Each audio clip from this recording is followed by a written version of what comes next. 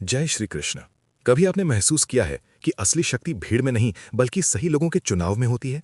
गीता के अध्याय 1 श्लोक 6 में यही गहरा संदेश छिपा है, जहां दुर्योधन अपने गुरु द्रोणाचार्य के सामने पांडव सेना की ताकत गिनाते हुए कहता है, युधामन्युश्च विक्रांत उत्तमौजाश्च वीर्यवान सौभद्रो द्रौपदेयाश्च सर्व एव महारथा। इसका अर्थ है कि पांडवों की ओर युधामन्यु जैसे पराक्रमी योद्धा, उत्तमौजा जैसे वीर, अर्जुन का पुत्र अभिमन्यु जो अद्भुत साहस का प्रतीक था, और द्रौपदी के पांचों पुत्र खड़े हैं, और ये सभी महारथी हैं, यानी ऐसे योद्धा जो अकेले 10,000 योद्धाओं का सामना करने की क्षमता रखते हैं। दुर्योधन ये सब केवल नाम गिनाने के लिए नहीं कहता, बल्कि ये दर्शाने के लिए कहता है कि पांडवों की सेना संख्या में भले कम हो, लेकिन उनकी गुणवत्ता इतनी मजबूत है कि वे युद्ध की दिशा पलट सकते हैं।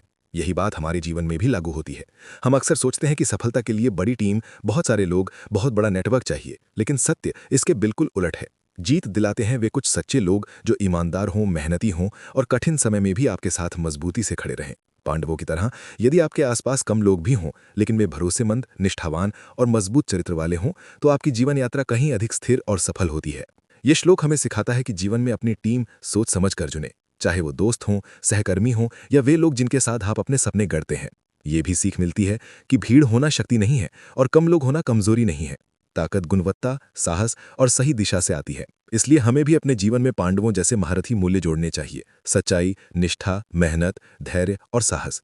जब आपके पास सही लोग और सही मूल्य होते हैं, तो आप किसी भी चुनौती का सामना महारथी की तरह कर सकते हैं, चाहे परिस्थितियां कितनी भी कठिन क्यों न हो। अंत में बस यही याद रखें कि भीड़ शोर मचाती है, पर कुछ सच्चे लोग आपके जीवन में शक्ति और स्थिरता लाते हैं। प्रैक्टिकल गीता को सिंपल वर्ड्स में सीखने के लिए हमारे YouTube चैनल को सब्सक्राइब जरूर करें, ताकि इस ज्ञान यात्रा में आप हमेशा जुड़े रहें। जय श्री कृष्ण।